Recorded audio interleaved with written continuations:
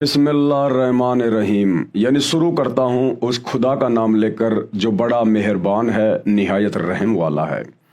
परंतु मुसलमान धर्म के भाई बहनों को तो पता ही नहीं कि वो रहमान खुदा कौन है, बड़ा मेहरबान अल्लाह कौन है। पूरा मुस्लिम समाज शैतान की बंदगी कर रहा है, काल की बंदगी कर रहा है। तो मुसलमानों को तो पता ही नहीं कि बड़ा रहमान अल्लाह कौन है।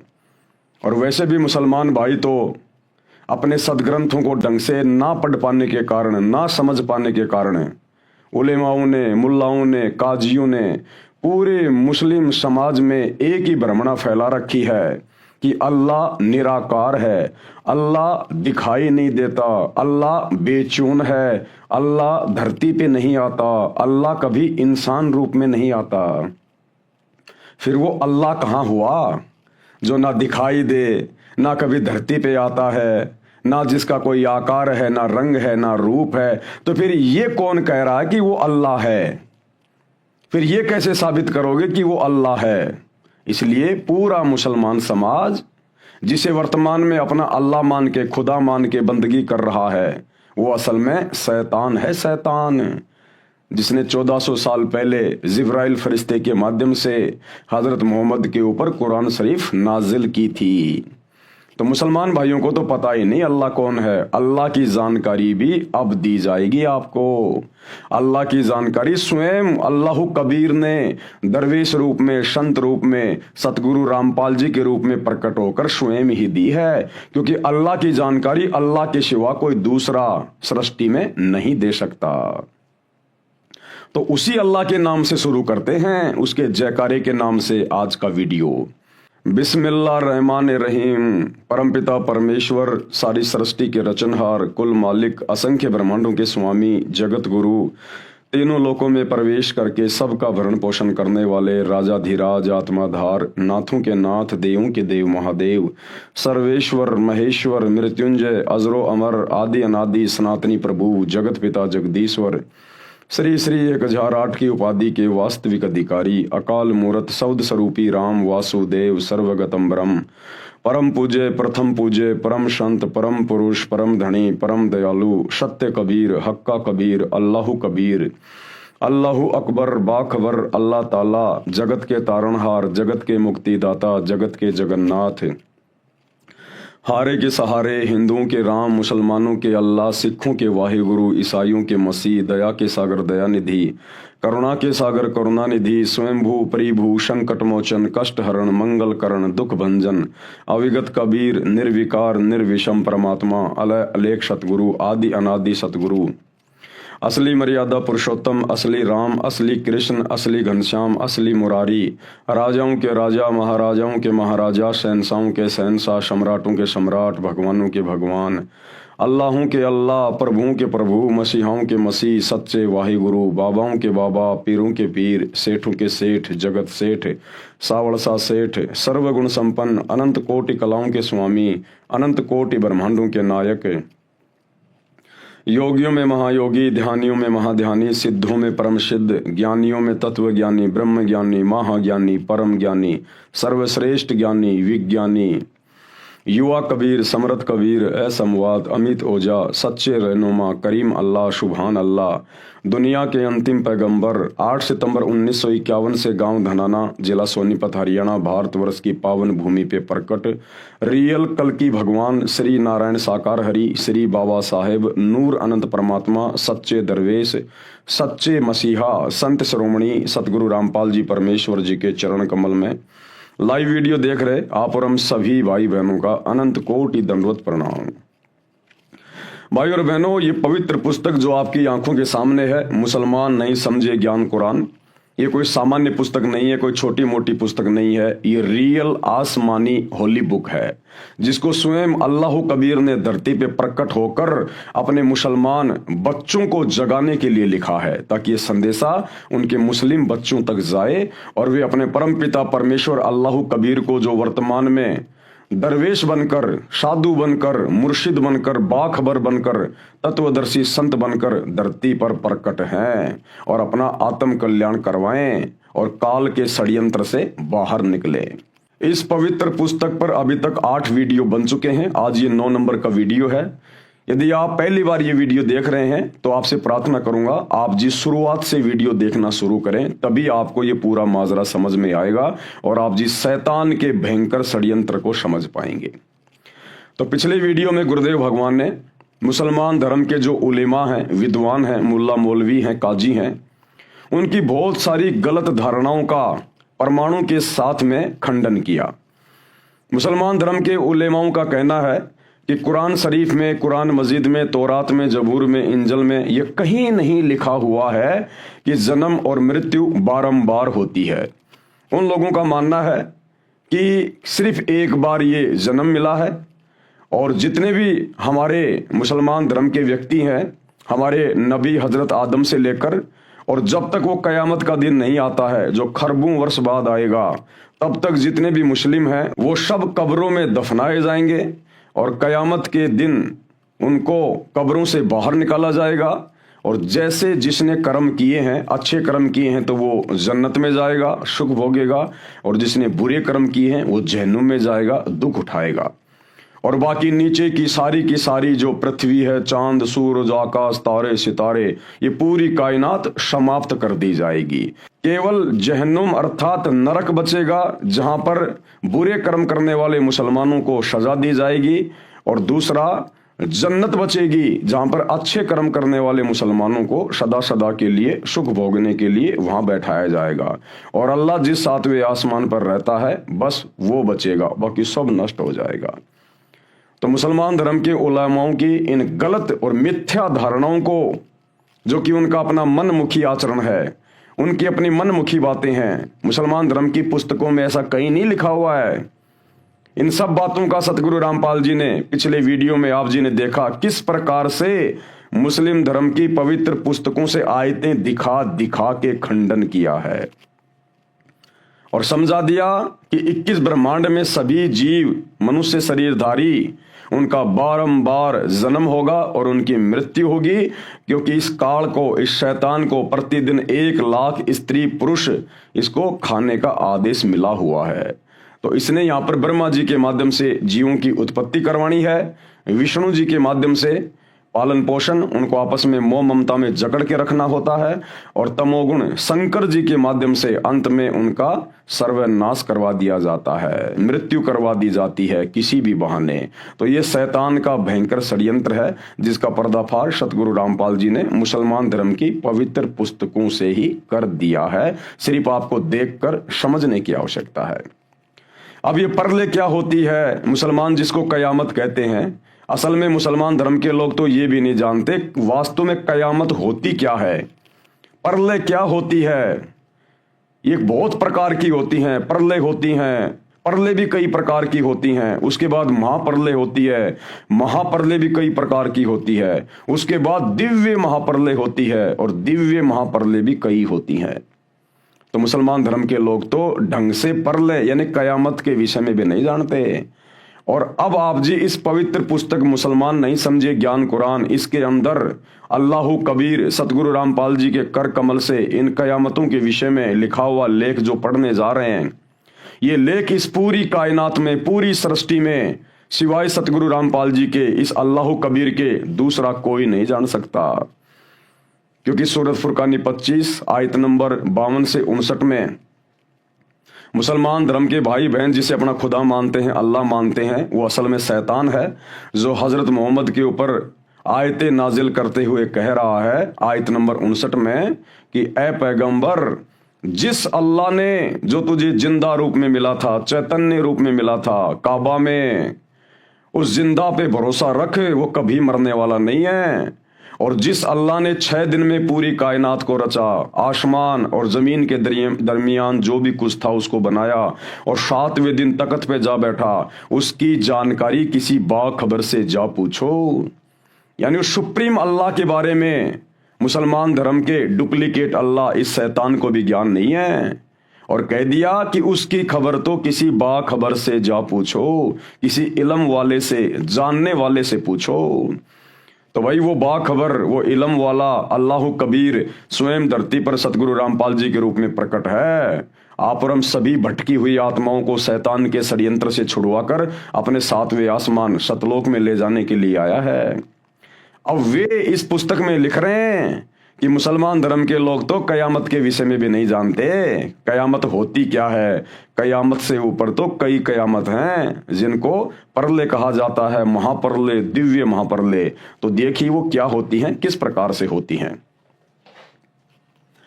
पवित्र पुस्तक मुसलमान नहीं समझे ज्ञान कुरान, वीडियो नंबर 9। अब पढ़ें परले, महापरले तथा दिव्य महापरले की जानकारी। एक होती है परले, एक होती है महापरले और एक होती है दिव्य महापरले।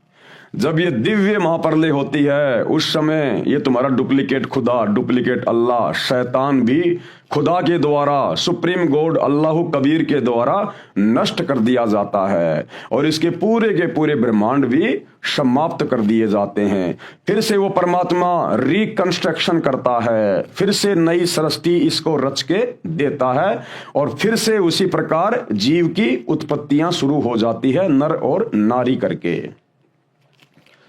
सबसे पहले गुरुदेव बता रहे हैं परले की जानकारी।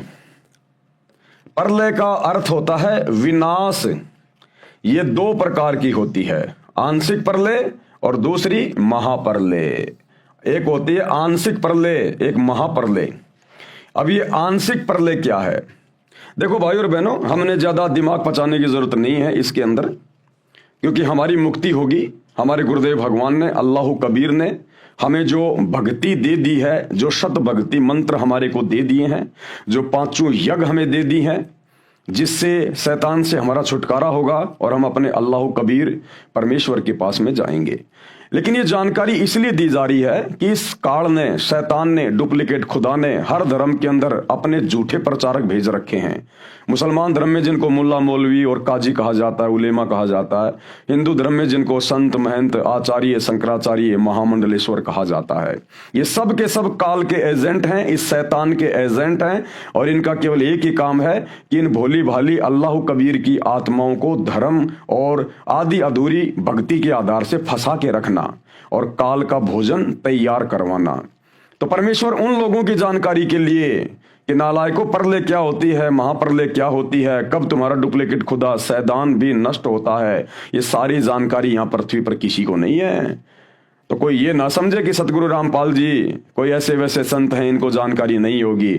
जो जानकारी सतगुरु रामपाल जी बताने जा रहे हैं, ये जानकारी तुम्हारे डुप्लीकेट खुदा शैतान को भी नहीं है, ब्रह्मा विष्णु महेश को भी नहीं है। ये जानकारी आंशिक परले ये दो प्रकार की होती है। एक तो चौथे युग, कलयुग के अंत में पृथ्वी पर एक निकलंक नामक 10वां अवतार आता है, जिसे कल्कि भी कहा है। वह उस समय कलयुग के सभी भक्तिहीन मानव शरीरधारी प्राणियों को अपनी तलवार से मारकर समाप्त करेगा। आंशिक प्रलय क्या होती है? 4 युग होते हैं, सतयुग, त्रेता, द्वापर और कलयुग। वर्तमान में कलयुग चल रहा है। कलयुग अभी केवल 5,500 वर्ष बीता है और कलयुग की कुल आयु है 4,32,000 वर्ष। तो कलयुग के लास्ट में, एंड में विष्णु का अवतार आएगा। जैसे त्रेता में रामचंद्र जी आया था, श्री कृष्ण जी आए थे, परशुराम जी आए थे, ऐसे ही कलयुग के एंड में 10वां अवतार आएगा, निकलंक, जिसको कल्कि भी कहा जाता है। वो क्या करेगा? उस समय जो भक्तिहीन प्राणी होंगे, उस समय माहौल बहुत ज्यादा बिगड़ जाएगा, पृथ्वी पर हाहाकार मच जाएगा, जिसका आगे गुरुदेव भगवान जिक्र कर रहे हैं कि क्या क्या होगा उस समय। तो उस समय वो विष्णु का अवतार आएगा कल्कि, लाखों साल बाद, और वो भक्तिहीन प्राणियों को घास की तरह काटेगा, घास की तरह। और जो अच्छी आत्मा होंगी वही बचेंगी, बाकी सबको वो मारेगा, सबको समाप्त करेगा। और उसके बाद में इस पृथ्वी की दोबारा से रिकंस्ट्रक्शन की जाएगी। पूरी पृथ्वी के ऊपर फिर जल ही जल हो जाएगा, जल ही जल। पूरी पृथ्वी एक बार फिर से रिकंस्ट्रक्ट की जाएगी परमेश्वर के द्वारा। उसको कहते हैं आंशिक प्रलय। ये दो प्रकार की होती है। एक तो चौथे युग कलयुग के अंत में पृथ्वी पर एक नीकलंक नामक 10वां अवतार आता है, जिसे कल्कि भी कहा है। वह उस समय कलयुग के सभी भक्तिहीन मानव शरीरधारी प्राणियों को अपनी तलवार से मारकर समाप्त करेगा। उस समय मानव यानी मनुष्य, स्त्री पुरुष की उम्र 20 वर्ष की होगी। ये लाखों साल बाद की बातें हैं, लाखों साल। कलयुग के एंड में क्या होगा वो बता रहे हैं गुरुदेव। उस समय इंसान की उम्र स्त्री और पुरुष की केवल 20 साल की हो जाएगी, और 15 साल की उम्र में तो बच्चे उच्चे पैदा करके बूढ़ा होके आदमी मर भी लिया करेगा। 5 वर्ष की आयु में लड़की बच्चे पैदा करने लग जाएगी, क्योंकि टोटल उम्र उस समय 20 साल की होगी। जैसे वर्तमान में कलयुग में इंसान की उम्र है 100 साल, परंतु 100 साल तो कोई इक्का दुक्का पहुंचता है, बाकी 70-80 90 तक लोग मर जाते हैं। उस समय मानव की उम्र 20 वर्ष की होगी तथा 5 वर्ष खंड लैस होगी। 20 साल उम्र होगी, लेकिन 15 साल में ही काम तमाम हो जाया करेगा। अर्थात 15 वर्ष में सब बालक जवान बूढ़े होकर मर जाया करेंगे। 5 वर्षीय लड़की बच्चों को जन्म दिया करेगी। मानव का कद लगभग 1.5 या 2.5 फुट का होगा। उस समय इतने भूकंप आया करेंगे कि पृथ्वी पर 4 फुट ऊंचे मकान भी नहीं बना पाया करेंगे। सभी मानव धरती में बिल खोद कर रहा करेंगे, चूहे की तरह बिल खोद के रहा करेंगे। पृथ्वी उपजाऊ नहीं रहेगी। 3 हाथ यानी लगभग 4.5 फुट नीचे तक जमीन का उपजाऊ तत्व समाप्त हो जाएगा। कोई फलदार वृक्ष नहीं होगा तथा पीपल के पेड़ को पत्ते नहीं लगेंगे। सभी मनुष्य, स्त्री व पुरुष मांसाहारी होंगे। आपसी व्यवहार बहुत घटिया होगा। रीछों की सवारी किया करेंगे। रीछ उस समय का अच्छा वाहन होगा। पर्यावरण दूषित होने से वर्षा होनी बंद हो जाएगी। जैसे ओस पड़ती है ऐसे वर्षा हुआ करेगी। गंगा जमुना आदि नदियां भी सूख जाएंगी। ये कलयुग का अंत होगा। उस समय प्रलय, पृथ्वी पर पानी ही पानी होगी।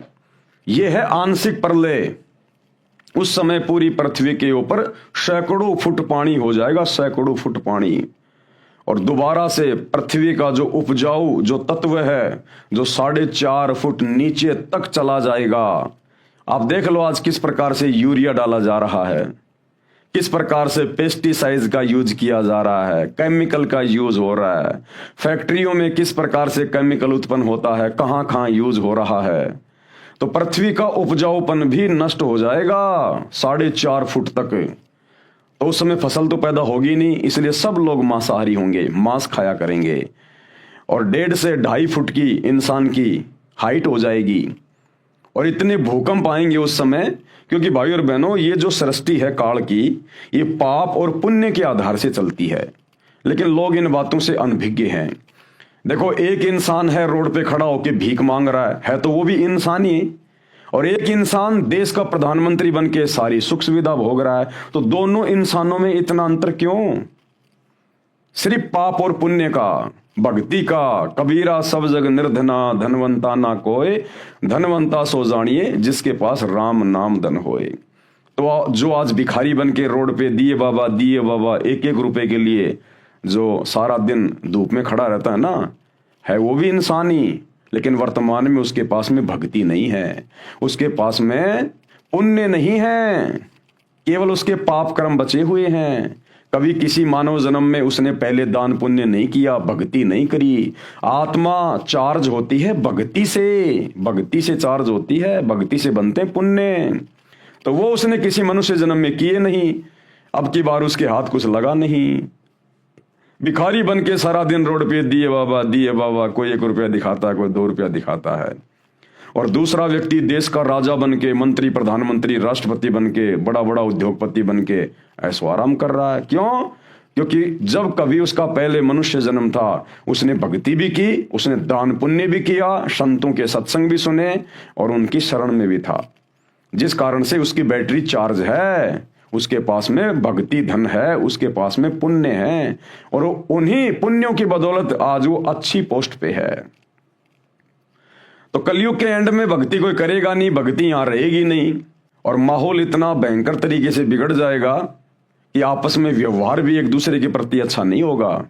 कोई भी स्त्री पतिव्रता नहीं होगी। ना जाने कितने कितने उनके यार दोस्त होंगे, कितने कितने लोगों के साथ में वो शारीरिक मिलन किया करेंगे।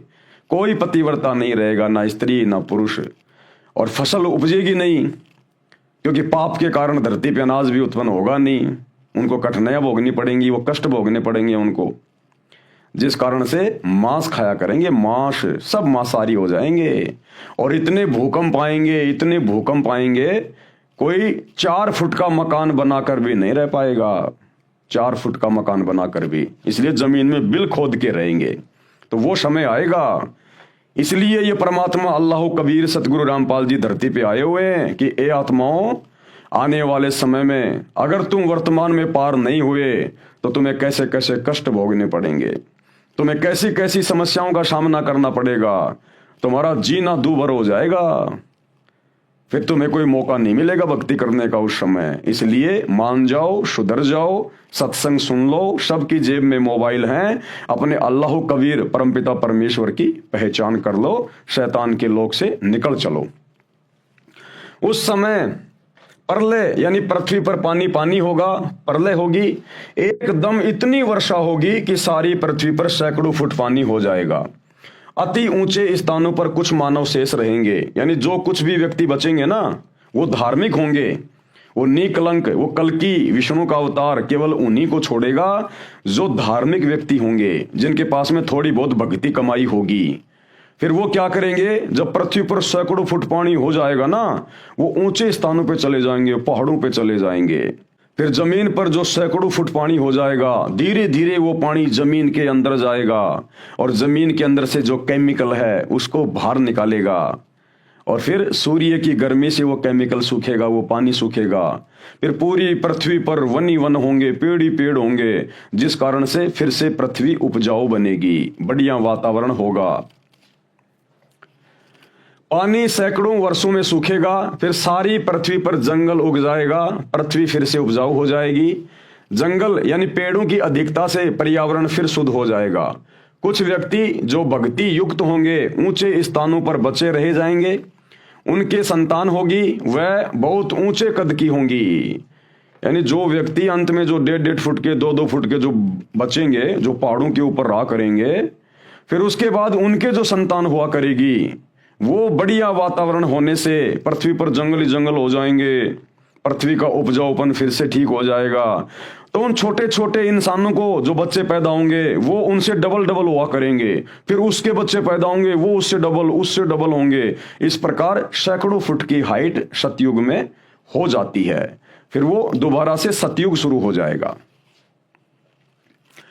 चूंकि वायुमंडल में वातावरण की शुद्धता होने से शरीर अधिक स्वस्थ हो जाएगा, माता पिता छोटे कद के होंगे और बच्चे ऊंचे कद यानी शरीर के होंगे। कुछ समय पश्चात माता पिता और बच्चों का युवा अवस्था में कद समान हो जाएगा। उस समय वातावरण पूर्ण रूप से शुद्ध होगा।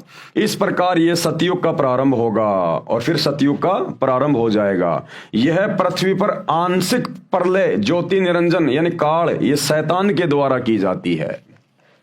अब दूसरी आंशिक प्रलय क्या है? दूसरी आंशिक प्रलय 1000 चतुर्युग पश्चात होती है। दूसरी आंशिक प्रलय होती है वो 1000 चतुर्युग के बाद होती है। पहली आंशिक प्रलय तो हुई चौथे युग के पश्चात, सतयुग, त्रेता, द्वापर और वर्तमान में चल रहा है कलयुग, इसके एंड में होगी। दूसरी आंशिक प्रलय वो कब होगी? वो 1000 चतुर्युग के बाद, क्योंकि जो ब्रह्मा जी हैं, इस काल का बेटा, शैतान का जो बेटा है ब्रह्मा, इस ब्रह्मा का एक दिन इतना लंबा है, कितना? 1008 चतुर्युग का ब्रह्मा जी का एक दिन है, और इसकी कुल 100 वर्ष की उम्र है, 100 वर्ष की आयु, और इसका एक दिन कितना लंबा है? 1008 चतुर्युग का, और 1008 चतुर्युग की ही इसकी रात्रि होती है। अब ये 1008 चतुर्युग का समय कितना होता है? एक चतुर्युग का समय होता है 43,20,000 वर्ष। एक चतुर्युग, सतयुग, त्रेता, द्वापर और कलयुग, ये हो गया एक चतुर्युग, यानी 4 युगों का एक समय चतुर्युग। इन 4 युगों की कुल समय गणना कितनी होती है? 43,20,000 वर्ष। और ऐसे ऐसे 1008 चतुर्युग का ब्रह्मा जी का केवल दिन होता है, दिन। तो जब ब्रह्मा जी का 1008 चतुर्युग का दिन समाप्त होगा, जब रात्रि लगेगी, तो उस समय ये दूसरी आंशिक प्रलय होगी। जब ब्रह्मा जी का दिन होगा और जब दिन समाप्त होगा, रात्रि लगेगी ब्रह्मा जी की, उस समय फिर ये दूसरी आंशिक प्रलय होती है। 1000 चतुर्युग पश्चात होती है, तब श्री ब्रह्मा जी का एक दिन समाप्त होता है। इतने ही चतुर्युग तक रात्रि होती है, यानी 1008 चतुर्युग तक वो प्रलय रहेगी। एक रात्रि तक प्रलय रहती है। वास्तव में श्री ब्रह्मा जी का एक दिन 1008 चतुर्युग होता है। एक ब्रह्मा जी के दिन में 14 इंद्रों का शासन काल पूरा होता है। इंद्र देवताओं का राजा, एक ब्रह्मा जी के एक दिन में, ब्रह्मा जी के एक दिन में 14 इंद्र अपना शासन पूरा करके गधे की योनि में चले जाते हैं। और एक इंद्र का शासन कितना होता है? 72 चतुर्युग। 72 चतुर्युग तक एक इंद्र शासन करता है, देवताओं के राजपथ पे रहता है 72 चतुर्युग तक। और एक चतुर्युग की आयु कितनी? 43,20,000 वर्ष। ऐसे ऐसे 72 चतुर्युग तक इंद्र शासन करता है। एक ब्रह्मा जी के दिन में 14 इंद्रों का शासन काल पूरा होता है। एक इंद्र का शासन काल 72 चौकड़ी युग होता है, 72 चतुर्युग। एक चौकड़ी यानी चतुर्युग में 4 युग होते हैं।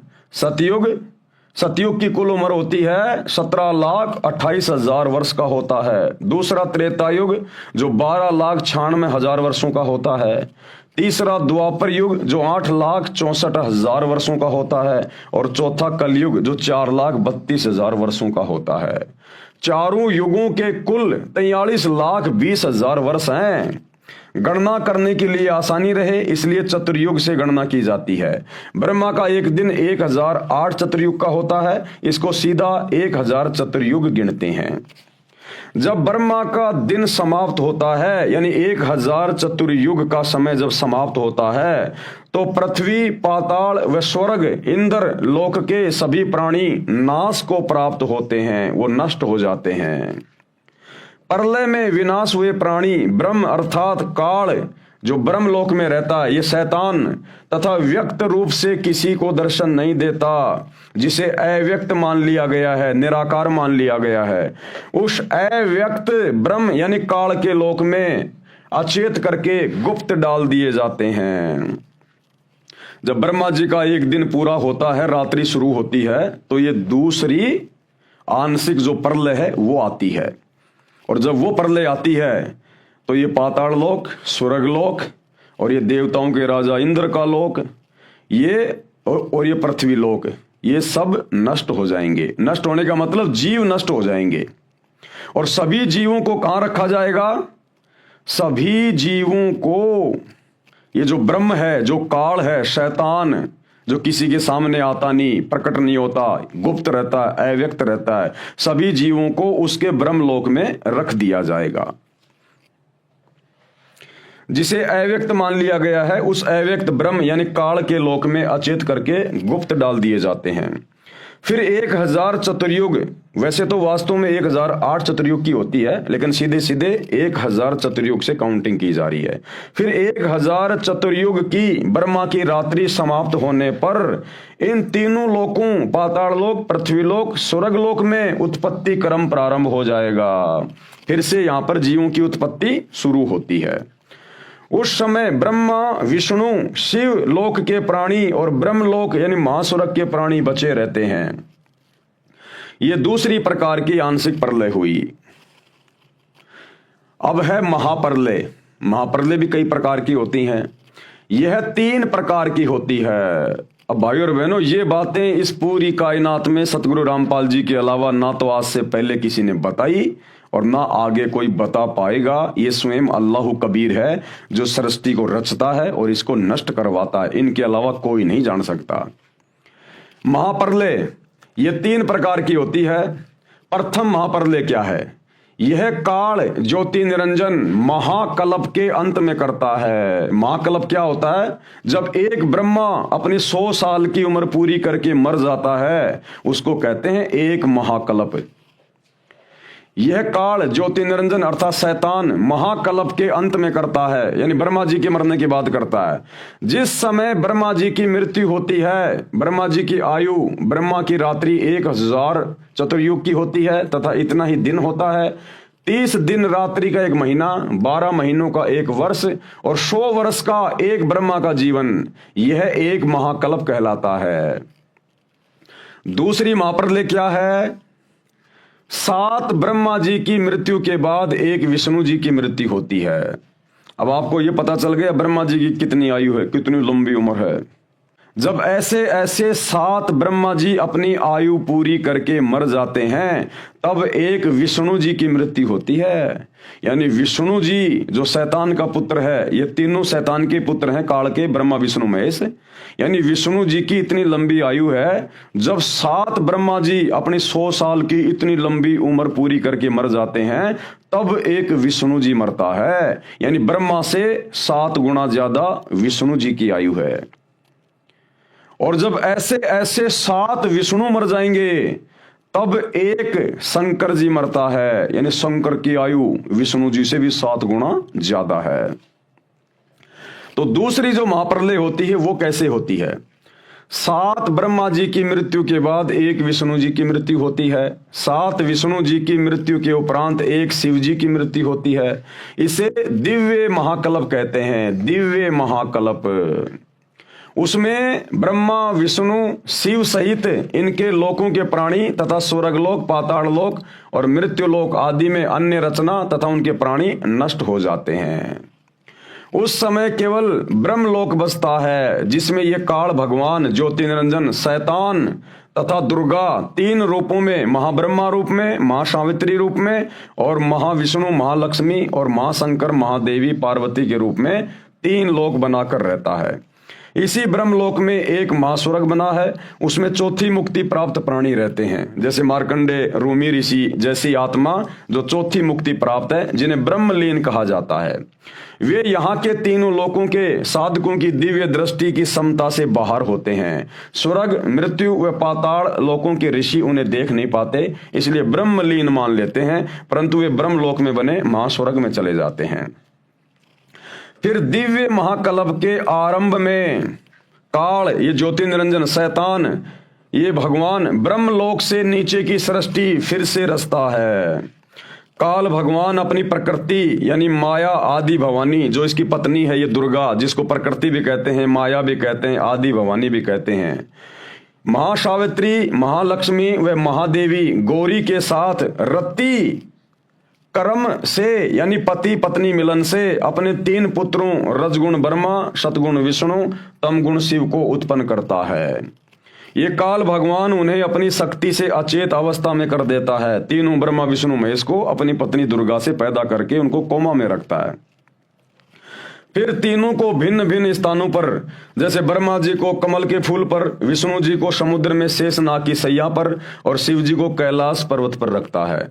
तीनों को बारी बारी सचेत कर देता है। उन्हें प्रकृति दुर्गा के माध्यम से सागर मंथन का आदेश होता है। तब यह महामाया यानी मूल प्रकृति शेरावाली ये दुर्गा अपने 3 रूप बनाकर सागर में छुपा देती है। 3 लड़कियों यानी जवान देवियों को प्रकट करती है। तीनों बच्चे ब्रह्मा, विष्णु, शिव इन्हीं तीनों देवियों से विवाह करते हैं। अपने तीनों पुत्रों को 3 विभाग उत्पत्ति का कार्य ब्रह्मा जी को कि बेटा तू इन जीवों के अंदर रजोगुण के प्रभाव से संतान उत्पन्न करने की प्रेरणा कर। तो जो उत्पत्ति का, जो क्रिएशन का जो डिपार्टमेंट होता है वो ब्रह्मा जी को दे दिया जाता है। वह स्थिति यानी पालन पोषण का कार्य विष्णु जी को तथा संहार यानी मारने का कार्य शिव जी को देता है, जिससे ये काल ब्रह्म शैतान की सृष्टि फिर से शुरू हो जाती है, जिसका वर्णन पवित्र पुराणों में भी है, जैसे शिव महापुराण, ब्रह्म महापुराण, विष्णु महापुराण, महाभारत, सुख सागर, देवी भागवत महापुराण में विस्तृत वर्णन किया गया है। और गीता जी के 14वें अध्याय के श्लोक 3 से 5 में संक्षिप्त रूप से कहा गया है। अब तीसरी महाप्रलय क्या है? तीसरी महाप्रलय क्या है? एक ब्रह्मांड में 70,000 बार त्रिलोकीय शिव यानी काल के तमोगुण पुत्र की मृत्यु हो जाती है, तब एक ब्रह्मांड की प्रलय होती है। यानी ब्रह्मा जी से 7 गुना ज्यादा आयु विष्णु जी की, विष्णु जी से 7 गुना ज्यादा आयु शंकर जी की यानी शिव की। और जब ऐसे ऐसे 70,000 शिव जन्मते और मर लेते हैं, उसके बाद फिर ये तीसरी महाप्रलय होती है। तथा ब्रह्मलोक में तीनों स्थानों पर रहने वाला काल महाशिव अपना महाशिव वाला शरीर भी त्याग देता है। इस प्रकार यह एक ब्रह्मांड की प्रलय अर्थात तीसरी महाप्रलय हुई। तथा उस समय एक ब्रह्मलोकीय शिव यानी काल की मृत्यु हुई तथा 70,000 त्रिलोकीय शिव काल के पुत्र की मृत्यु हुई। अर्थात एक ब्रह्मांड में बने ब्रह्मलोक सहित सर्वलोकों के प्राणी विनाश में आते हैं। इस समय को परब्रह्म अर्थात अक्षर पुरुष का एक युग कहते हैं। इस प्रकार गीता अध्याय 8 श्लोक 16 का भावार्थ समझना चाहिए। इसी प्रकार 3 दिव्य महाप्रलय होती हैं। दिव्य महाप्रलय कितनी प्रकार की होती हैं? 3 प्रकार की। अब मुसलमान धर्म के उलेमा, विद्वान, मुल्ला, मौलवी, काजी बस एक ही चीज जानते हैं, कयामत कयामत। वो कयामत को भी ढंग से नहीं जानते। अब सतगुरु रामपाल जी परमात्मा ये अल्लाह कबीर बता रहा है कैसे कैसे सृष्टि रची हुई है, कैसे कैसे ये नष्ट होती है, इनके सिवा कोई नहीं बता सकता। सौपन में भी कोई नहीं सोच सकता जो बातें सतगुरु रामपाल जी परमेश्वर जी ने आके बताई हैं सृष्टि के विषय में। इसी प्रकार 3 दिव्य महाप्रलय होती हैं। प्रथम दिव्य महाप्रलय ये क्या होती है? जब 100 ब्रह्मलोकीय शिव यानी काल ब्रह्म की मृत्यु हो जाती है, तब चारों महाब्रह्मांडों में बने 20 महाब्रह्मांडों के प्राणियों का विनाश हो जाता है। विशेषकर एक महाब्रह्मांड में ही सृष्टि रहती है। एक महाब्रह्मांड के अंदर जब प्रलय होती है, तब दूसरे महाब्रह्मांड में सृष्टि शुरू होती है।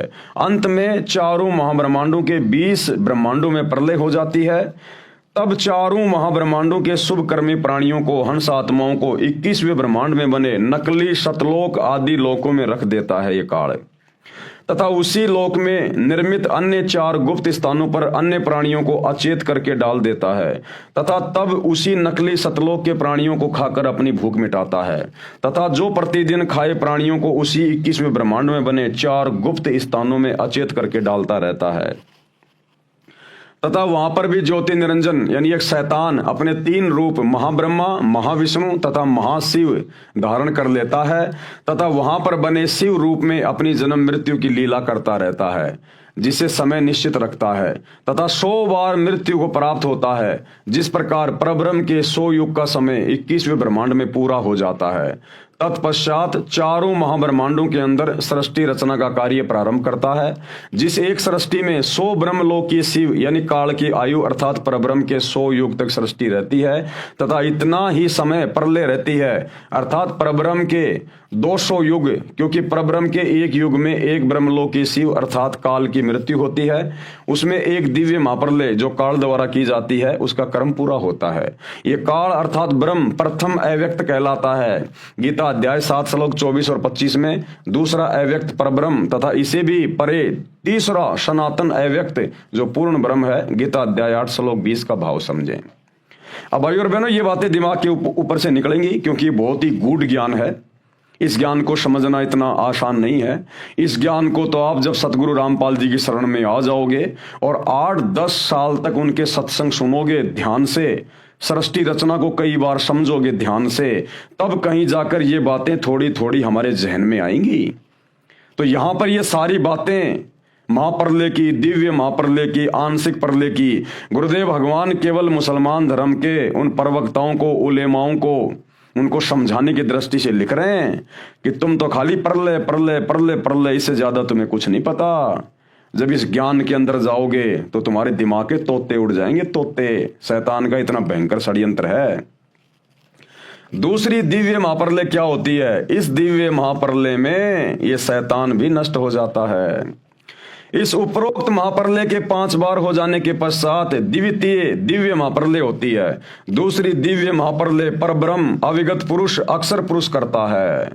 उसमें काल ब्रह्म अर्थात ये क्षर पुरुष, ये शैतान सहित सर्व 21 ब्रह्मांडों का विनाश हो जाता है, जिसमें 3 लोक, स्वर्गलोक, मृत्युलोक, पाताल लोक, ब्रह्मा विष्णु शिव व काल ज्योति निरंजन ओकार निरंजन जिसको शैतान भी कहते हैं, तथा इनके लोकों ब्रह्मलोक अर्थात सर्व अन्य 21 ब्रह्मांडों के प्राणी नष्ट हो जाते हैं। यानी मुसलमान जिसे अपना खुदा मान रहे हैं, अल्लाह मान रहे हैं, वो शैतान और उसके सारे लोक नष्ट कर दिए जाते हैं और पर ब्रह्म के लोक में सभी जीवात्माओं को रख दिया जाता है।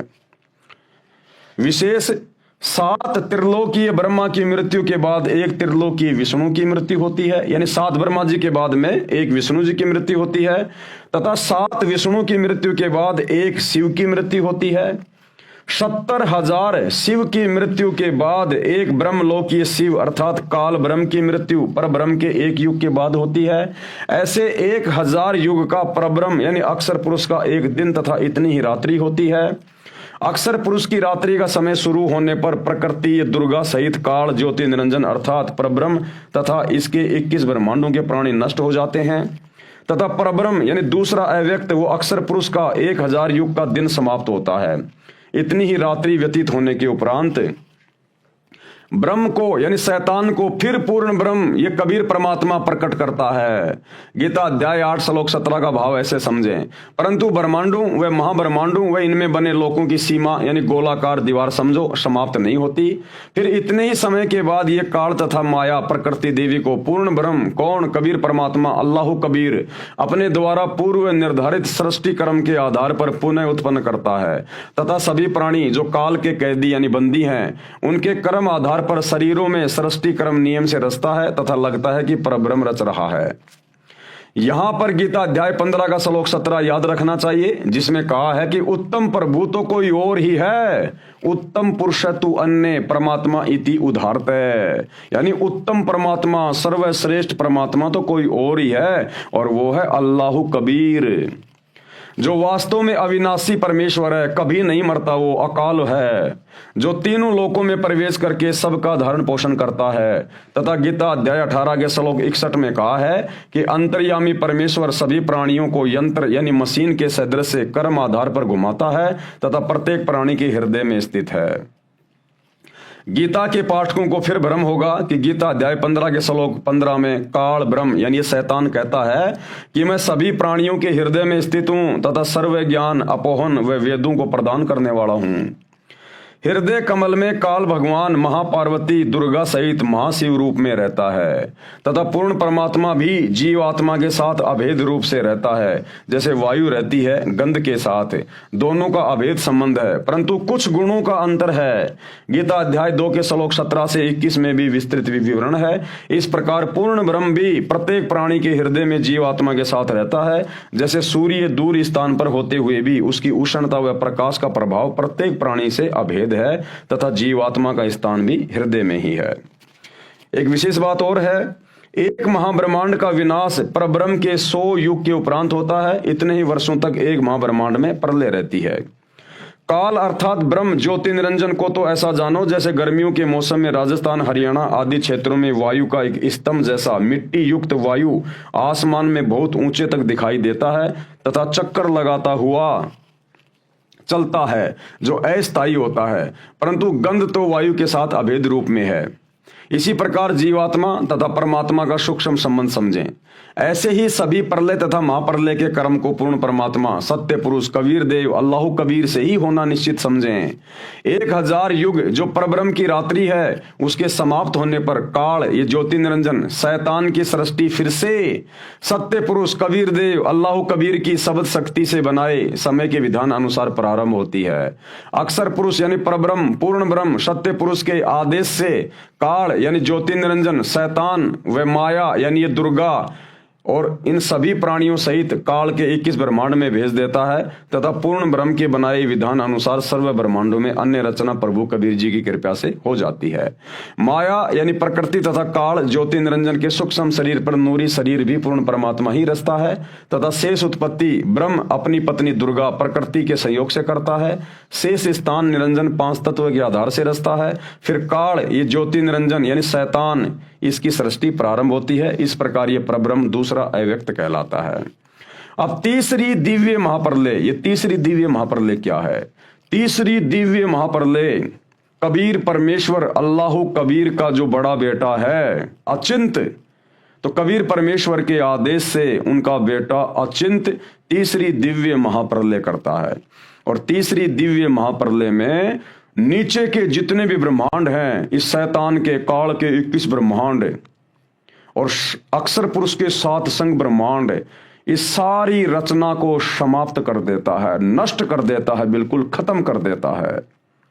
यानी सतलोक से नीचे की जितनी भी रचना है वो सारी नष्ट कर दी जाती है तीसरी दिव्य महाप्रलय में। और फिर परमेश्वर के आदेश से अचिंत फिर से इसको दोबारा से रचता है।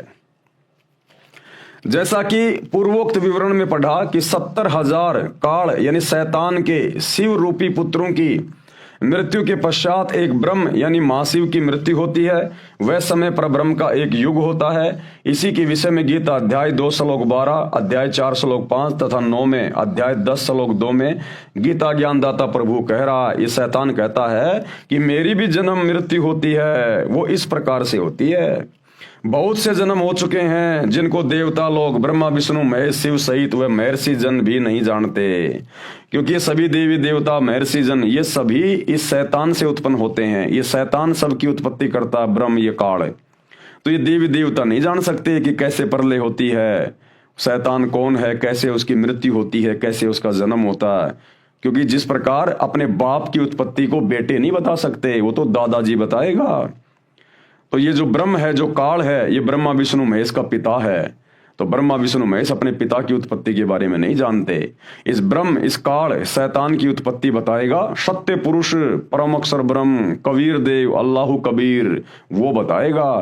तो आज ये सारी की सारी जानकारी जो आपको दिखाई जा रही है, बताई जा रही है, ये अल्लाह कबीर सत्य पुरुष सतगुरु रामपाल जी धरती पे प्रकट हैं, जो सारी की सारी जानकारी दे रहे हैं। तेरे और मेरे बहुत से जन्म हो चुके हैं जिसको देवता लोग ब्रह्मा विष्णु तथा शिव सहित वे महर्षि जन भी नहीं जानते, क्योंकि वे सब मुझसे ही उत्पन्न हुए हैं। कौन कह रहा है? ये शैतान। गीता अध्याय 4 श्लोक 9 में कहा है कि मेरे जन्म और कर्म दिव्य हैं। पर ब्रह्म के एक युग में काल भगवान सदाशिव वाला शरीर त्यागता है तथा पुनः अन्य ब्रह्मांड में अन्य 3 रूपों में विराजमान हो जाता है। ये लीला स्वयं करता है। पर ब्रह्म का एक दिन 1000 युग का होता है, इतनी ही रात्रि होती है। 30 दिन रात का 1 महीना, 12 महीनों का 1 वर्ष तथा 100 वर्ष की परब्रह्म यानी द्वितीय अव्यक्त अक्षर पुरुष की आयु होती है। उस समय परब्रह्म अक्षर पुरुष की मृत्यु होती है। ये तीसरी दिव्य महाप्रलय कहलाती है। तीसरी दिव्य महाप्रलय। तीसरी दिव्य महाप्रलय में सभी ब्रह्मांड तथा अंड, जिसमें ब्रह्म यानी शैतान के 21 ब्रह्मांड तथा परब्रह्म यानी अक्षर पुरुष के 7 संग ब्रह्मांड व अन्य असंख्य ब्रह्मांड नाश में आवेंगे। धुंधुकार का शंख बजेगा, सर्व अंड व ब्रह्मांड नाश में आवेंगे, परंतु वह तीसरी दिव्य महाप्रलय बहुत समय उपरांत होवेगी। वह तीसरी दिव्य महाप्रलय सत्य पुरुष यानी अल्लाह कबीर का पुत्र अचिंत अपने पिता पूर्ण ब्रह्म सत्य पुरुष की आज्ञा से सृष्टि कर्म नियम से जो पूर्ण ब्रह्म ने निर्धारित किया हुआ है करेगा और फिर सृष्टि रचना होगी।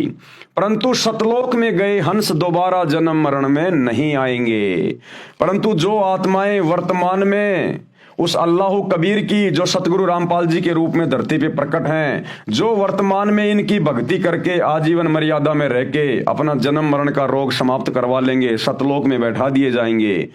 इन सभी प्रलय में, महाप्रलय में, दिव्य महाप्रलय में फिर वो प्राणी उसमें कष्ट नहीं उठाएंगे, क्योंकि परमात्मा उनको सतलोक में बैठा देगा। और सतलोक का कभी भी विनाश नहीं होता है, वहां कभी कोई प्रलय महाप्रलय दिव्य महाप्रलय नहीं होती है। वो अविनाशी लोक हैं, वो शाश्वत रहेंगे, सदा सदा रहेंगे। तो क्या कह रहे हैं गुरुदेव? परंतु सतलोक में गए हंस यानी भगत दोबारा जन्म मरण में नहीं आएंगे। इस प्रकार न तो अक्षर पुरुष अर्थात पर ब्रह्म अमर है, न ये काल अर्थात शैतान ब्रह्म अमर है, न ब्रह्मा रजगुण विष्णु सतगुण और शिव तमगुण अमर है। फिर इनके पुजारी यानी इनके भगत कैसे पूर्ण मुक्ति प्राप्त कर सकते हैं? अर्थात कभी नहीं। इसलिए पूर्ण ब्रह्म की साधना करनी चाहिए। इसलिए किसकी साधना करनी चाहिए? पूर्ण ब्रह्म की। अब देखो भाई और बहनों, ये चक्कर क्या है, आपको थोड़ा सा शॉर्ट में समझाने का प्रयास करता हूं, जो मुसलमान धर्म के भाई बहन हैं। देखो, सबसे पहले है कबीर परमात्मा। सबसे पहले कौन है? एकमात्र कबीर अल्लाह। ये सबसे बड़ा भगवान है, सभी का परमात्मा है, इसी से सारी सृष्टि उत्पन्न हुई है। तो सबसे बड़ा परमात्मा है कबीर देव। ये कबीर परमात्मा सर्व सृष्टि का रचनहार, कुल मालिक, असंख्य ब्रह्मांडों का स्वामी कबीर, अल्लाह कबीर, ओरिजिनल खुदा, सुप्रीम गॉड कबीर। अब कबीर परमेश्वर ने क्या कर रखा है? कबीर परमात्मा ने 4 लोक रचे, अपने नीचे 4 लोक रचे उन्होंने। एक रच दिया उन्होंने अनामी लोक, दूसरा रच दिया उन्होंने अगम लोक, और तीसरा रच दिया उन्होंने अलख लोक, और चौथा रच दिया उन्होंने सत्यलोक। ये 4 लोक रचे परमात्मा ने। हम सभी आत्माएं पहले सतलोक में रहा करती थी, सभी जीव आत्माएं। ये शैतान भी वहीं रहा करता था, ये दुर्गा भी वहीं रहा करती थी, सब वहीं रहा करते थे। ये जब आप सृष्टि रचना सुनोगे सतगुरु रामपाल जी के मुकम्मल से यूट्यूब पे, तब आपको समझ में आएगा। फिर सतलोक में वहां पर शैतान के मन में एक दोष आया कि मैं अलग से राज्य प्राप्त करना चाहता हूं। इसने वहां पर तप करना शुरू कर दिया, और तप के बदले कबीर परमात्मा ने इसको 21 ब्रह्मांड दे दिए। उसी सतलोक के अंदर, सतलोक में ही एक साइड में इसको 21 ब्रह्मांड दे दिए, 21 प्लाट दे दिए कबीर परमात्मा ने, अल्लाह कबीर ने। अब इसने वहां पर एक गलती कर दी, इसने वहां पर दुर्गा के साथ में अभद्र व्यवहार किया। आपको शॉर्ट में बताया जा रहा है, पूरी जानकारी सृष्टि रचना सुनिए सतगुरु रामपाल जी के मुख कमल से। इसने दुर्गा के साथ में जबरदस्ती करनी चाहिए, शारीरिक संबंध इसने बनाने चाहे, जिस कारण से कबीर परमात्मा ने इसको अपने सतलोक से निष्कासित कर दिया। इसको 21 ब्रह्मांड दे दिए, और सतलोक से इसको 16 शंख कोश की दूरी पर यहां भेज दिया। सतलोक के इसको निष्कासित कर दिया, और इसको श्राप दे दिया कि प्रतिदिन तू 1 लाख स्त्री पुरुषों को खाएगा, उनके सूक्ष्म शरीर की वासना को तू तपतशिला पे भून भून के खाएगा। तो क्या हुआ भाई और बहनों, इस काल को परमात्मा ने इसके 21 ब्रह्मांड सहित और सतलोक से 16 संकोश की दूरी पे भेज दिया। 16 संकोश की दूरी पे, 16 संकोश की दूरी पे इसको शैतान कहते हैं। इसको बाद में इसका नाम शैतान पड़ गया। काल भी यही है, ब्रह्म भी यही है, यानी इसको सतलोक से परमात्मा ने निष्कासित कर दिया, और इसको 21 ब्रह्मांड दे दिए, पूरे के पूरे 21 ब्रह्मांड इसके विमान की तरह वहां से चल के परमात्मा की शब्द शक्ति से और यहां आ गए। अब इन्हीं 21 ब्रह्मांडों में ये शैतान डुप्लीकेट भगवान बन के बैठा है। इसको मुसलमान अपना अल्लाह समझ रहे हैं, हिंदू अपना भगवान समझ रहे हैं, और ये शैतान अपने 21 ब्रह्मांड से बाहर की जानकारी किसी को नहीं होने देता, क्योंकि जीव समझ ही नहीं पाते जानकारी सारी की सारी, क्योंकि ये सबका राजा बन के बैठा हुआ है। ये शैतान, ये ब्रह्म ज्योति निरंजन भी इसी को कहते हैं, क्षर पुरुष भी इसी को कहते हैं। अब इसने क्या किया? इसने अपनी पत्नी दुर्गा के साथ में शारीरिक संबंध बना के इसने 3 बेटे उत्पन्न किए। सबसे पहला बेटा ब्रह्मा, दूसरा बेटा विष्णु, और तीसरा बेटा ये आपका शंकर जी। 3 बेटे उत्पन्न किए इसने। अब इसको तो श्राप लग गया कि तू प्रतिदिन 1 लाख स्त्री पुरुष खाएगा, और इसको वहां से निष्कासित कर दिया। अब ये क्या करे, अपने भोजन की व्यवस्था कैसे करे ये? और इसने दुर्गा को कह दिया, दुर्गा आज के बाद मैं कभी किसी के सामने नहीं आऊंगा, मैं अपने 21वें ब्रह्मांड में रहूंगा। 21वें ब्रह्मांड में यहां पर इसने एक अपने लिए अपनी जगह बना रखी है, यहां रहता है ये 21वें ब्रह्मांड में, और तू मेरी सारी व्यवस्था करेगी, नीचे की सृष्टि मेरे आदेश से तू चलाएगी, तू संभालेगी। और 3 पुत्र इसने पैदा कर दिए दुर्गा के साथ में संभोग करके, ब्रह्मा विष्णु महेश। सृष्टि रचना में आप पढ़ेंगे कैसे उनको सचेत किया, कैसे उनकी शादियां हुई, कैसे ब्रह्मा जी को वेद मिले, सारी जानकारी।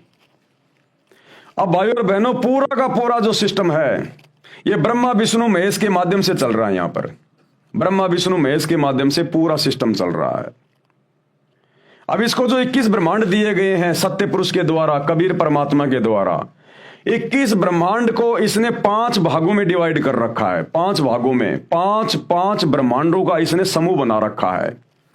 और केवल एक ब्रह्मांड में यह सृष्टि की उत्पत्ति करवाता है, बाकी 4 ब्रह्मांड इसके खाली पड़े रहते हैं।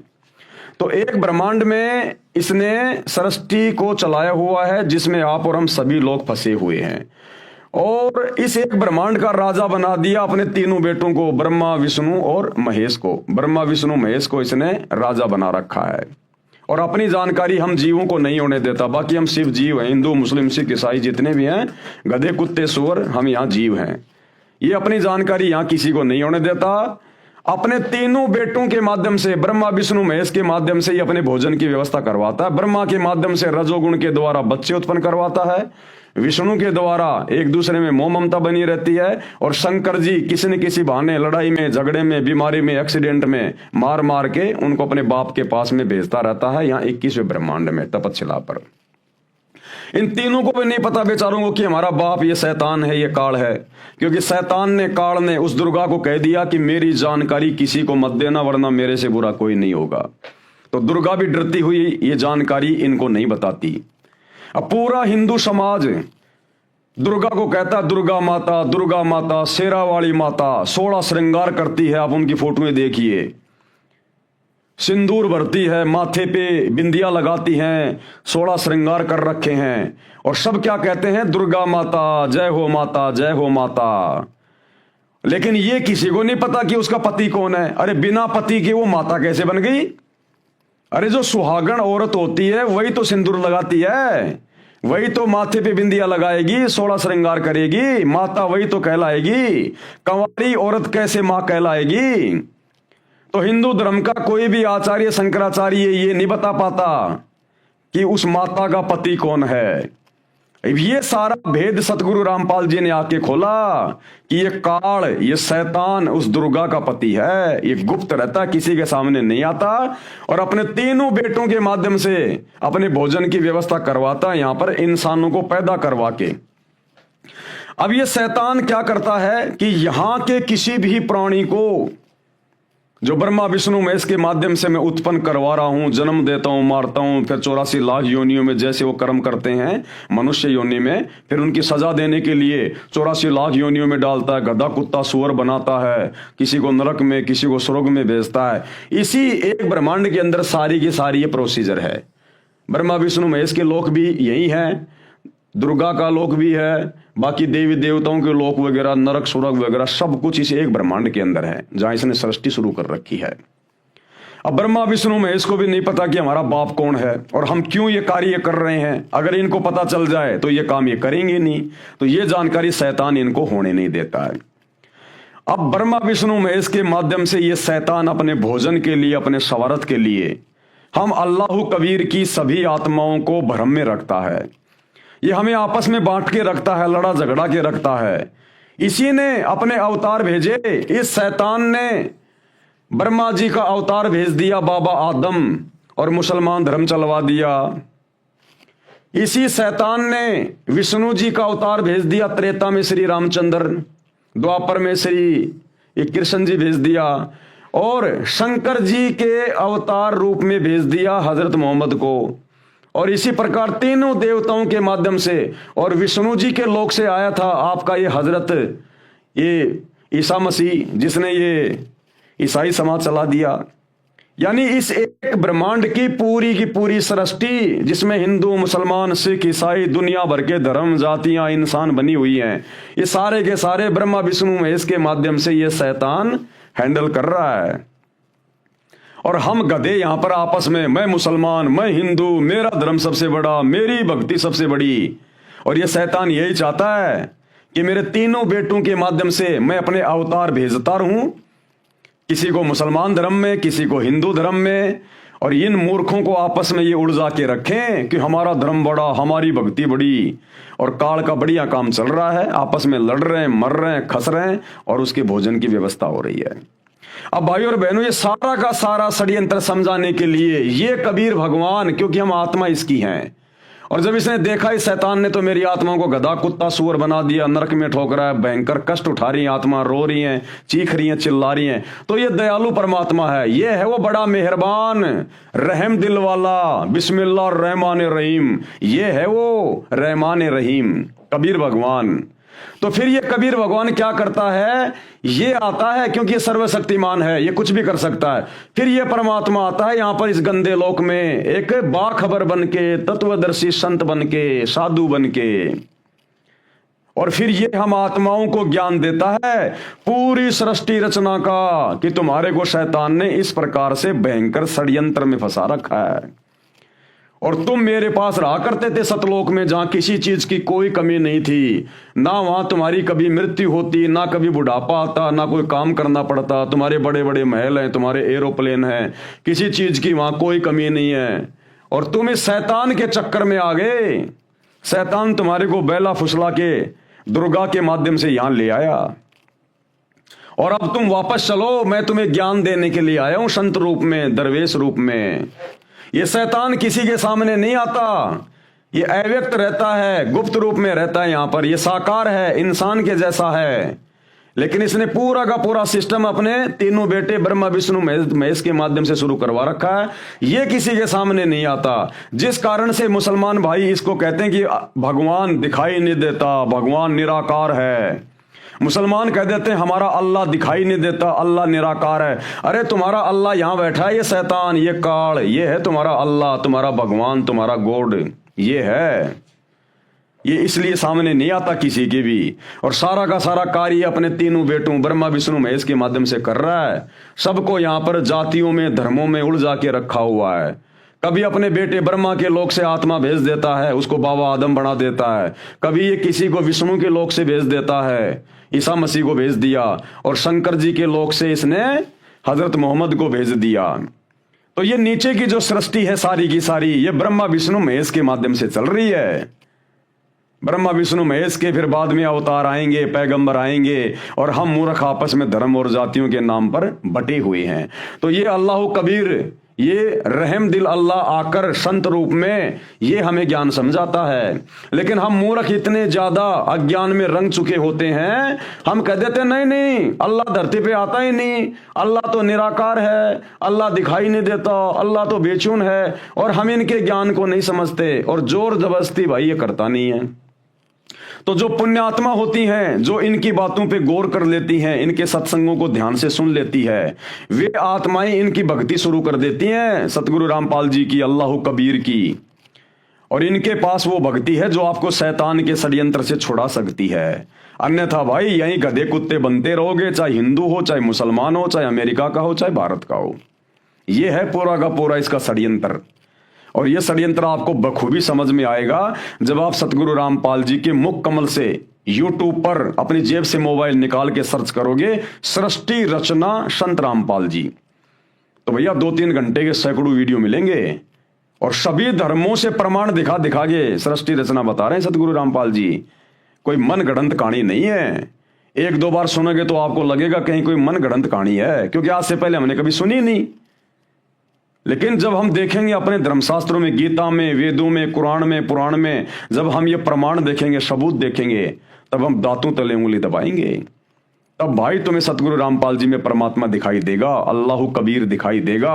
अन्यथा भाई ये शैतान है तुम्हारा अल्लाह जो गुप्त रहता है। मुसलमान जिसे अपना खुदा अल्लाह कहते हैं ना, ये है वो शैतान जिसने हजरत मोहम्मद के ऊपर कुरान शरीफ नाजिल की, हजरत मूसा के ऊपर तौरात नाजिल की, हजरत दाऊद के ऊपर इसने जबूर नाजिल की, हजरत ईसा पे इंजिल नाजिल की।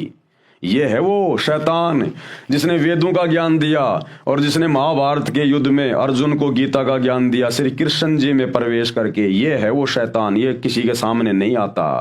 तो भाई इसने अपने तीनों बेटों के माध्यम से, ब्रह्मा विष्णु महेश के माध्यम से हम सभी को धर्मों में बांट रखा है, जातियों में बांट रखा है। यहां से अपने अवतार, अपने पैगंबर भेजते रहते हैं। तो ये सारी जानकारी अल्लाह कबीर स्वयं आके देता है भाई, ये भेद और कोई नहीं बता सकता। इसलिए सतगुरु रामपाल जी के सत्संग सुनने की आवश्यकता सभी को, जितने भी इंसान है इस पृथ्वी पर।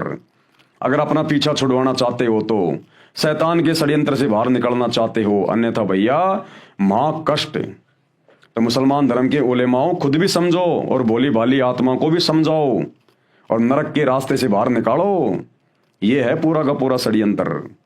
और ये सतगुरु रामपाल जी के द्वारा सृष्टि रचना को ढंग से सुने बिना, उनके सत्संग ढंग से ध्यान देकर सुने बिना, वह लाख जन्म भी समझ में नहीं आएगा। तो भाई और बहनों, आज की वीडियो में हम केवल इतना ही लेंगे। परमात्मा ने आज हमें 3 प्रकार की जो परले होती है उसके विषय में समझाया। और कल रात्रि 8 बजे सभी भाई बहन फिर से लाइव जुड़िए, क्योंकि कल रात्रि का जो वीडियो होगा वो भी बहुत ज़्यादा इंपॉर्टेंट होगा। ये थोड़ा सा वीडियो शेष है, हम इसको थोड़ा सा और कर लेते हैं इसको पूरा। जिसकी उपासना से जीव सतलोक अमरलोक में चला जाता है, यानी वो कबीर परमात्मा आता फिर संत रूप में धरती पर, जो आज सतगुरु रामपाल जी के रूप में आए हुए हैं। तो इनकी उपासना से यानी भक्ति से ये जीव सतलोक यानी अमरलोक में चला जाता है। फिर वह कभी नहीं मरता, फिर इस गंदे लोक में नहीं आता और सतलोक में कभी मृत्यु होती नहीं, पूर्ण मुक्त हो जाता है। वह पूर्ण ब्रह्म कबीर देव अल्लाह कबीर तीसरा सनातन अव्यक्त है, जो गीता अध्याय 8 के श्लोक 20-21 में वर्णन है। गीता अध्याय 15 श्लोक 16-17 में यही कहा है। श्लोक 16, इस लोक में 2 पुरुष, एक क्षर पुरुष यानी ये काल शैतान ज्योति निरंजन, तथा दूसरा अक्षर पुरुष यानी परब्रह्म, तथा इनके लोकों के सब प्राणी नाशवान हैं, ये सब मरते हैं। आपने देखा ना, तीसरी दिव्य महाप्रलय में अक्षर पुरुष भी, ये शैतान भी, इसके लोक भी सब नष्ट हो जाते हैं। आत्मा सबकी अमर है। फिर गीता अध्याय 15 ही के श्लोक 17 में कहा है कि वास्तव में पुरुषोत्तम यानी श्रेष्ठ परमात्मा तो उपरोक्त क्षर पुरुष यानी शैतान तथा अक्षर पुरुष से अन्य है। जो परमात्मा कहलाता है, जो रहमान कहलाता है, बड़ा मेहरबान कहलाता है, वो है वो कबीर भगवान, जो वर्तमान में सतगुरु रामपाल जी के रूप में आए हुए हैं। जो तीनों लोकों में प्रवेश करके सबका धारण पोषण करता है, वह वास्तव में अविनाशी है। अमर करूं सतलोक पठाऊं, ताते बंदी छोड़ कहाऊं। क्या कहता वो अल्लाह कबीर कि अमर करूं, इस काल के शैतान के षड्यंत्र से तुम्हें बाहर निकाल के भक्ति देके अमर कर दूंगा, सतलोक में बैठा दूंगा। अमर करूं सतलोक बैठाऊं, ताते बंदी छोड़ कहाऊं। इसलिए इसको बंदी छोड़ कहा जाता सूक्ष्म वेद में, 5वें वेद में, कबीर सागर में।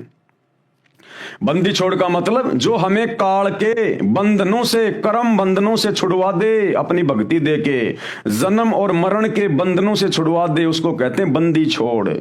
84 लाख योनियों के बंधन से छुड़वा दे, उसको कहते हैं बंदी छोड़, यानी बंधनों से छुड़वाने वाला।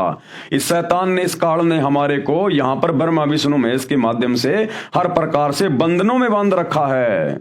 हमें जानकारी नहीं होने देता भक्ति की, सच्चे खुदा की, सच्ची इबादत की। हमारे को कर्म बंधनों में बांध के रखता है, हमसे बुरे कर्म करवाता है, फिर बुरे कर्मों की बदौलत ये हमारे को नरक में ठोक देता है, गधे कुत्ते सूअर की योनि में ठोक देता है। तो इन तमाम प्रकार के शैतान के द्वारा लगाए गए कर्मों से जो भगवान आके हमें बचाता है, छुड़वाता है, उसको कहते हैं बंदी छोड़, जो हमें शैतान के बंधनों से छुड़वा कर सतलोक ले जाता है। अमर करूं सतलोक पठाऊं यानी बैठाऊं, ताते बंदी छोड़ कहाऊं। उसी पूर्ण परमात्मा अविनाशी परमेश्वर का प्रमाण गीता जी के अध्याय 2 के श्लोक 17 में, अध्याय 3 के श्लोक 14-15 में, अध्याय 7 के श्लोक 13 और 19 व 29 में, अध्याय 8 के श्लोक 3, 4, 8, 9, 10, 20, 21, 22 में, अध्याय 13 श्लोक 12 से 17 तथा 22 से 24, 27 से 28, 30, 31 व 34 तथा अध्याय 4 श्लोक 31-32, अध्याय 5 श्लोक 14, 15, 16, 19, 20, 24, 26 में, अध्याय 6 श्लोक 7 तथा 19, 20, 25 से 27 में तथा अध्याय 18 श्लोक 46, 61, 62 तथा 66 में भी विशेष रूप से प्रमाण दिया गया है। अब ये इतने प्रमाण, इतनी जानकारियां कौन दे सकता है? ये हिंदू धर्म के ठेकेदार चारों शंकराचार्य एक एक वेद को लेके बैठे हुए हैं। आज तक बताया इन्होंने कभी ये ज्ञान इस प्रकार से खुल के? इनको तो शैतान के विषय में भी जानकारी नहीं है।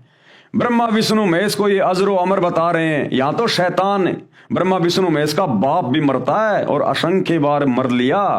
तो काहे के शंकराचार्य हैं जिनको वेदों का भी ढंग से ज्ञान नहीं है। विशेष रूप से प्रमाण दिया गया है कि उस पूर्ण परमात्मा की शरण में, कौन से पूर्ण परमात्मा? अल्लाह कबीर, जो वर्तमान में संत रूप में धरती पे प्रकट है।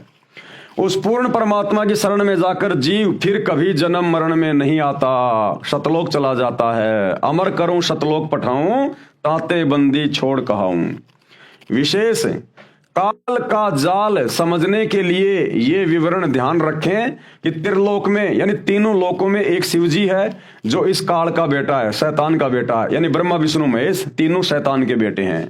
जो 7 त्रिलोकीय विष्णु जी की मृत्यु तथा 49 त्रिलोकीय ब्रह्मा जी की मृत्यु के उपरांत मृत्यु को प्राप्त होता है।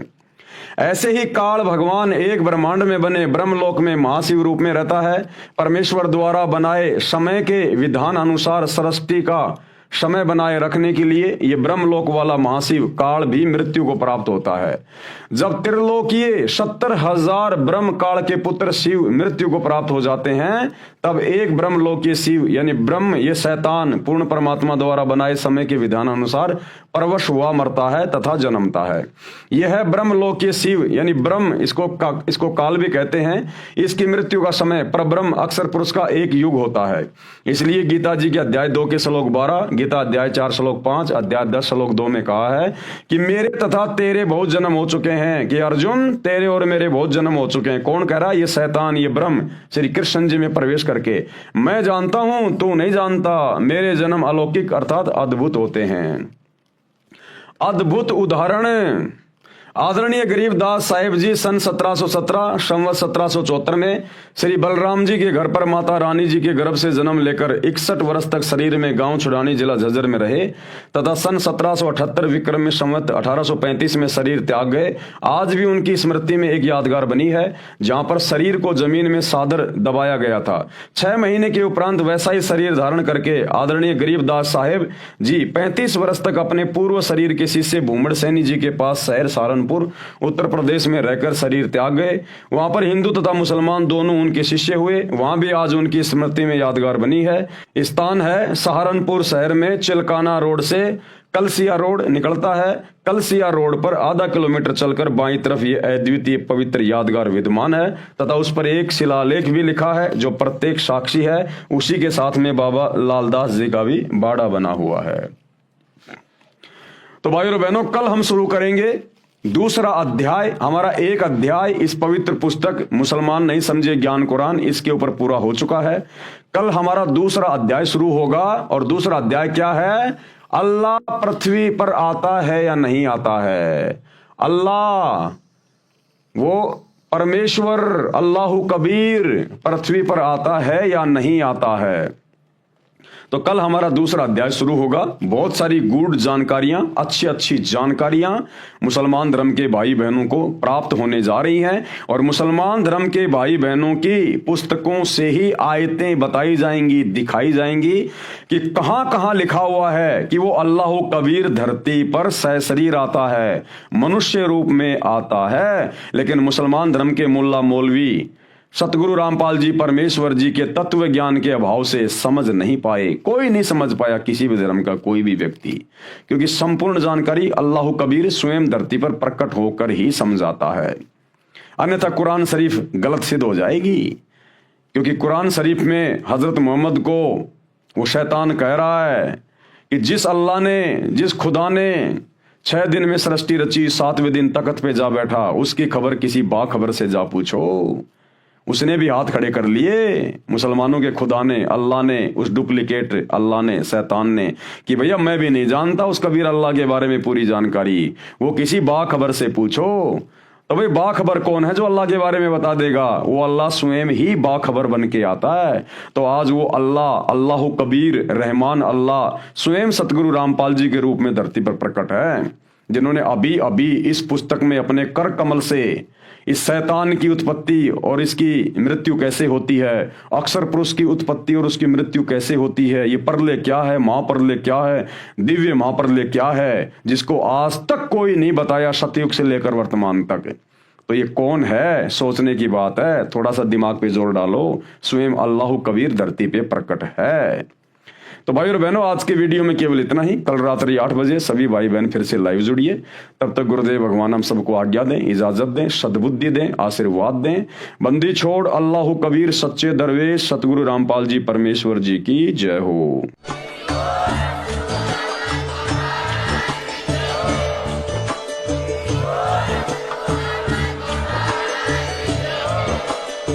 भाई जो गुरु वचन पे डट गए, कट गए फंद 84 के, कट गए फंद 84 के, कट गए फंद 84 के।